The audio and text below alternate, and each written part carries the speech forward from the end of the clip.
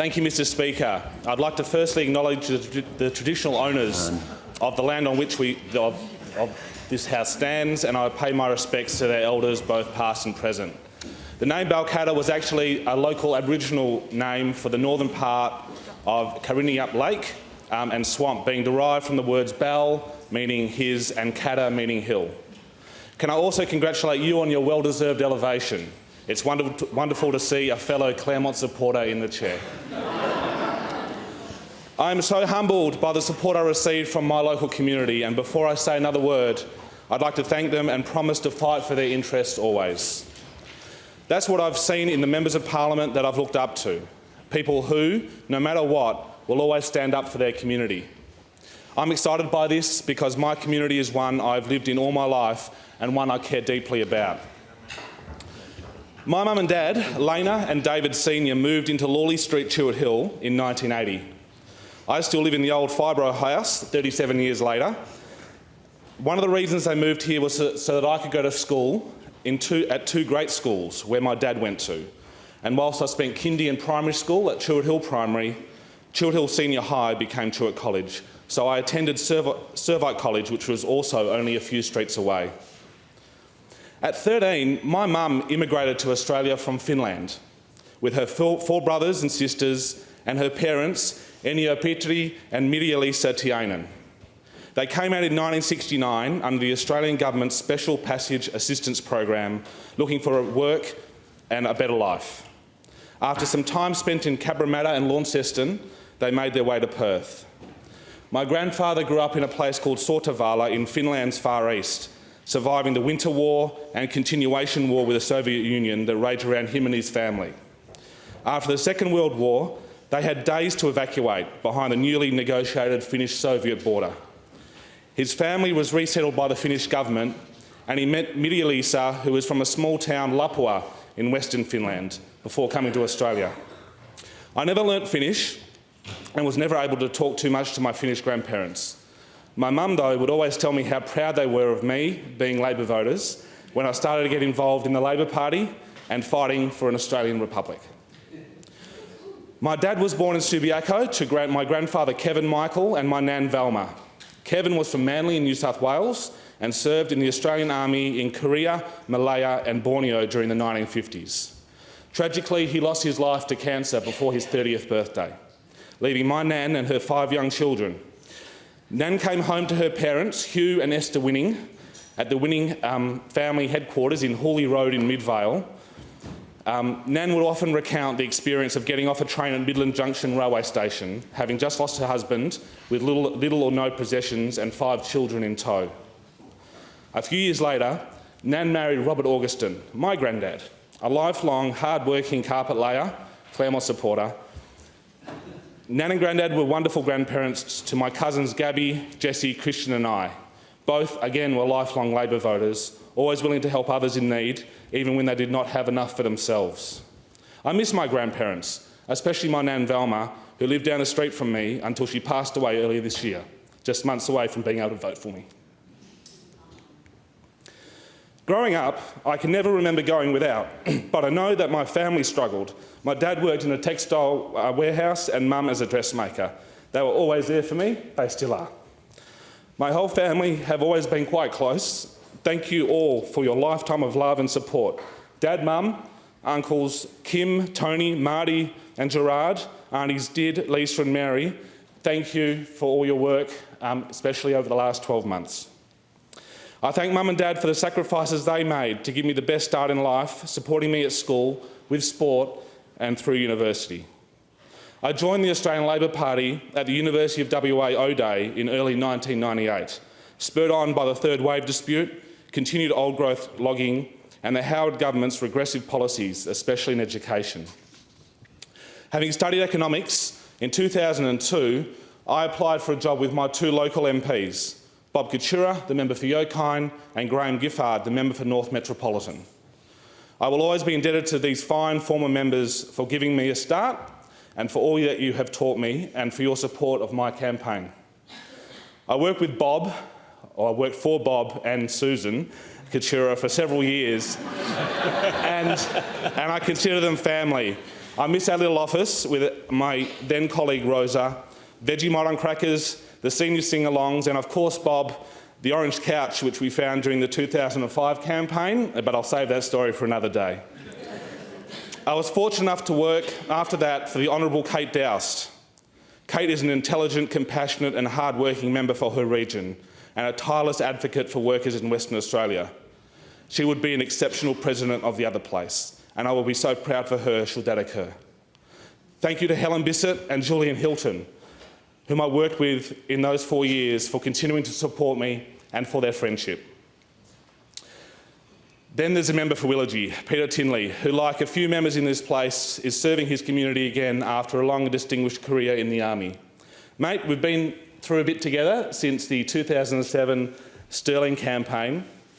You've always got my back and always put our party and our state first. It's an honour to be in this chamber with you. Thank you also to Deputy Mayor Peter Feasey for tolerating me in the electorate office and for his help and encouragement. I decided to run for Balcatta as I thought my area had been neglected by the state government. This was confirmed at so many doorsteps as I walked the length and breadth of the seat through the campaign. Chilwell Hill and Jundana have been the densest suburbs of Western Australia for several years now, with older homes like mine making way for villas, units and apartments. Unfortunately, poor planning decisions by the Planning Commission continue to see these areas turn into low-rise, multi-unit concrete jungles.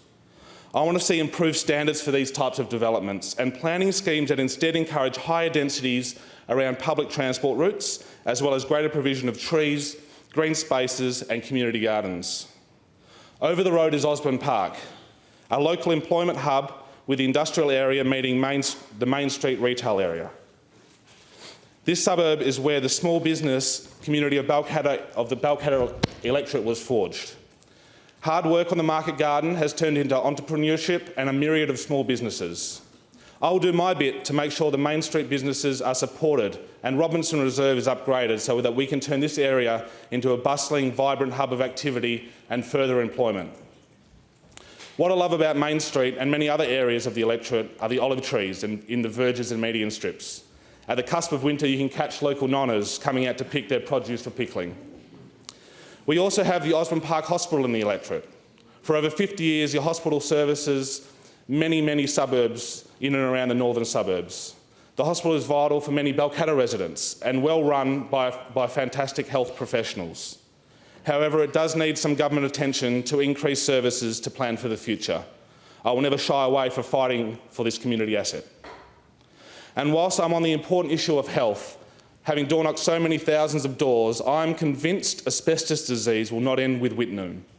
We have a second wave of older homes, fences and buildings. This parliament needs to do more to support medical research, strengthen compensation legislation and support groups like the Asbestos Disease Society in Osborne Park, which, thanks to Rosemary and Robert Vajakovic, continue to do incredible work.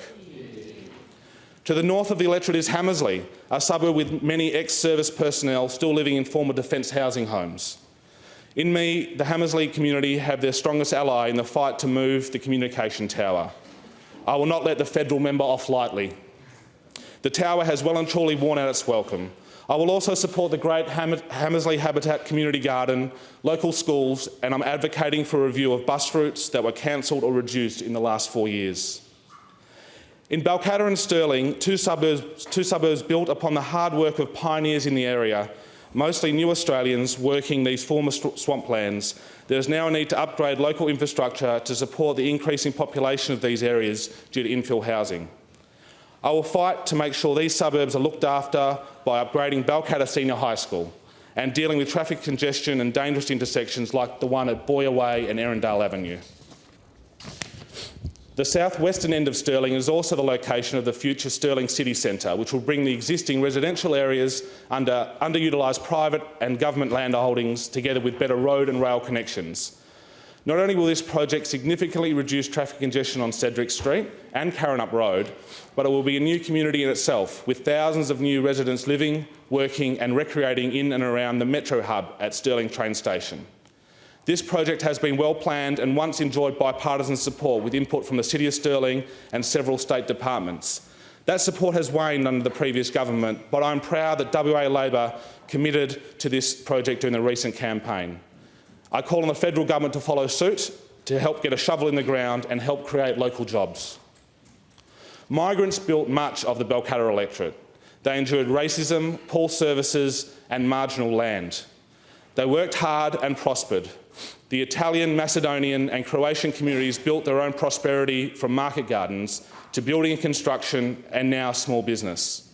This has continued more in recent decades with so many Vietnamese, Chinese and Indian migrants building a life in our local area.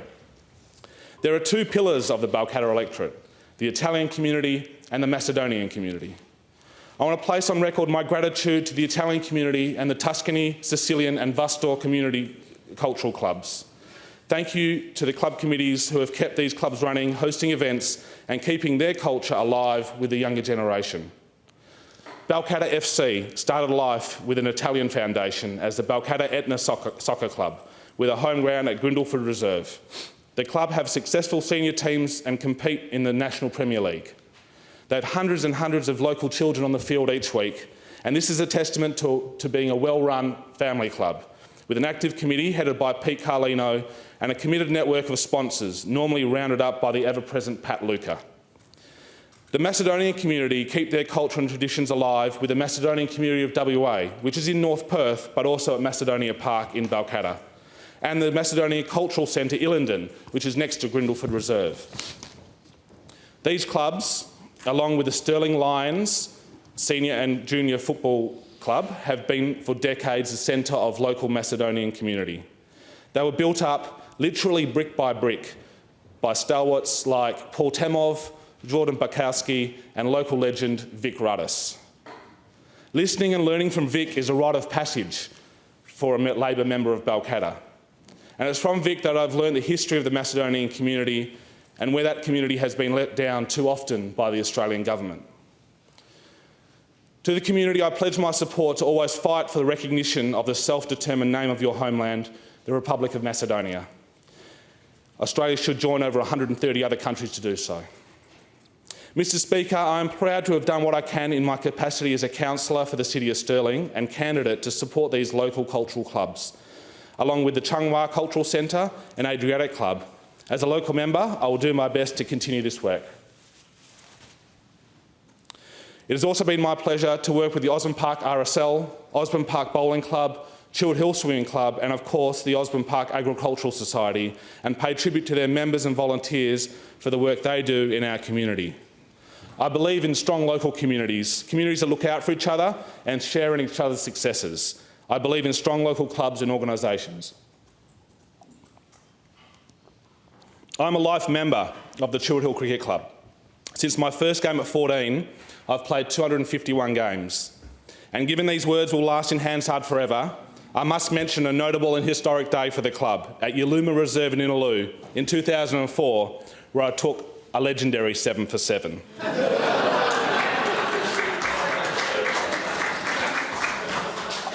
Mr Speaker, I'm certain that if it was not for my time and experience at the club as Secretary, President and more recently Treasurer, I would not be here standing in this place today. It was at this club that I saw firsthand the value of volunteers at community organisations. People like David Griffiths, Tammy and Graham Doyle, Neil Rankin and Phil Davies, Andy Stimpson and many more that have helped keep the club running since 1948. Over the past decade, I've seen many local sporting and cultural clubs experience a decline in membership and a crisis in volunteering. The world is changing fast. Generally, people aren't joining clubs in the numbers they have in the past, and when they do, they spend time at their club. The time they spend at their club and their capacity to volunteer is also declining. The benefit to our communities of a well-run, strong and vibrant club is so important. To lose our clubs would be devastating on the physical and mental health of so many in our community, many of which are already being isolated and marginalised by the modern age. To this end, peak bodies and all tiers of government must do more to foster strong clubs, whether it's Cricket Australia and the WACA, making sure that more resources flow to community cricket, or simply local government reducing regulation, fees and barriers to local clubs. It was actually my time as an office bearer at my cricket club and with the support of my mates that led me to run in May 2005 for the City of Stirling's Osborne ward. I ran so that I could fix up the parkland, club rooms and community hall at Grenville Reserve in Chewett Hill. I was fortunate enough to win that election and became the youngest councillor elected to the city at age 25. I served nearly 12 years as a councillor, including 2 as Deputy Mayor. In the early days, I was taught the ropes by then CEO Lindsay Delahunty, the city's current Freeman, and committed and hard-working officers like Trevor Holland and more recently, CEO Stuart Jardine. In my time at the city, I'm proud of what we've been able to embark on, retrofitting suburbs with footpaths where there were none, mass planting street trees where a green canopy is disappearing, implementing a modern recycling system and more accessible, quality community facilities, including Grenville Reserve. I've had the honour to serve my local community with a mostly fantastic bunch of community-minded councillors of all political colours, especially in the Osborne ward, where for the past decade or so, Mayor Giovanni Italiano and his partner Anne have given me an incredible amount of friendship and support. To Giovanni and Anne, to the council and officers, thank you. Local government can make an enormous difference to the lives of everyday West Australians. Having said this, local government is not perfect and does not get everything right. To achieve sustainability in local government, we need reform. Reform that is led by the community and involves the sector in a genuine way. I'd also like to make mention of 3 bigger issues that I've always found important to me, being that of an Australian Republic, animal welfare and the Labor movement. But before I do, Mr Acting Speaker, may I request an extension? Extension granted. When I was the State Secretary of the Australian Republican movement in 1999, the sadness of the result and of that particular deception of the Australian people has never left me. I've always found it unacceptable that an Australian head of state lives in another country and that this current arrangement devalues and demeans our nation on the world stage. I believe that even the idea of a constitutional monarchy based not on merit or achievement but on the archaic old world notion of birthright does not suit any country, especially not a modern Australia built on equality, mateship and egalitarianism. I believe in a great Australian Republic with a head of state that is one of us. And it is my hope that this is achieved for our state and our country, not only whilst I'm alive, but whilst I'm a member of this place. My mum and my family have always been animal lovers, and I was always taught to respect animals, treat them well, and to fight cruelty wherever I can. Animal welfare has gone backwards in this state over the past 8 years, despite the efforts of some members of both sides of this House. We still have too many cases of animal cruelty. In the electorate of Balcatta in 2016, there were nearly 100 cases alone of animal cruelty investigated by the RSPCA. It's too many. We have too many weak, self-regulated standards in industry, racing and intensive farming.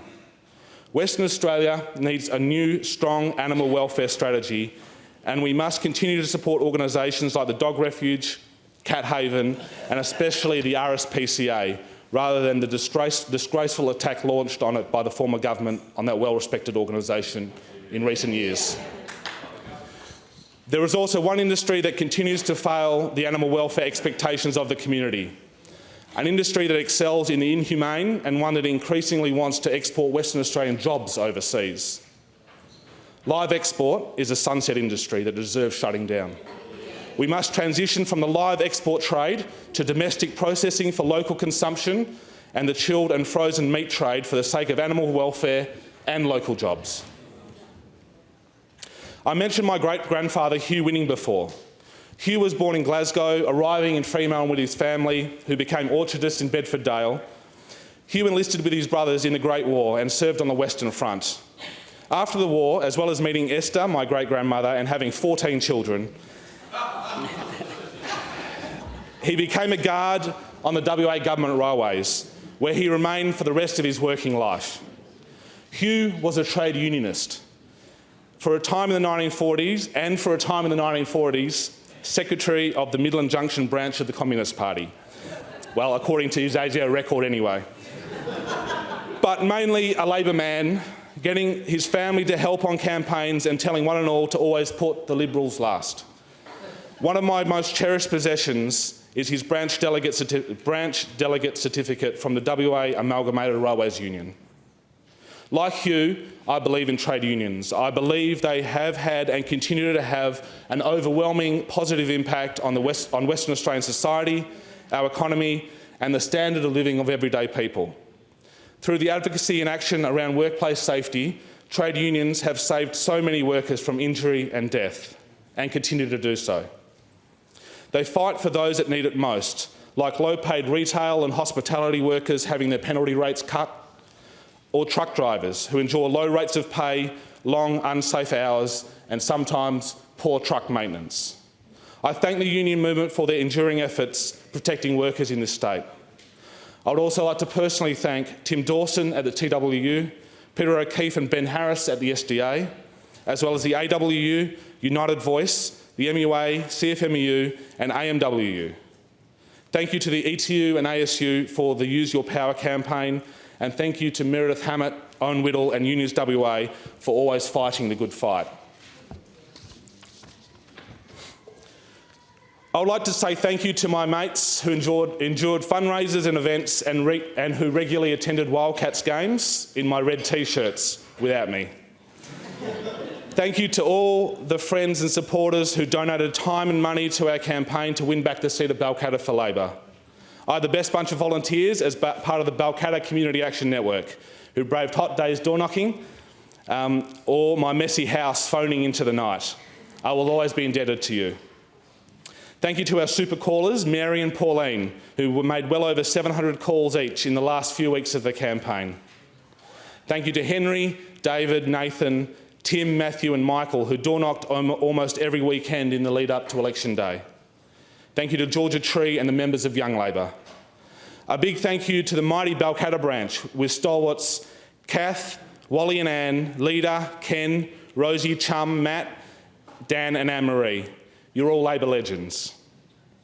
We had a merry band of volunteers helping out at events, driving trailers around and fixing my signs and posters. Thank you to Leo, Tony, Kim, Don and Steve.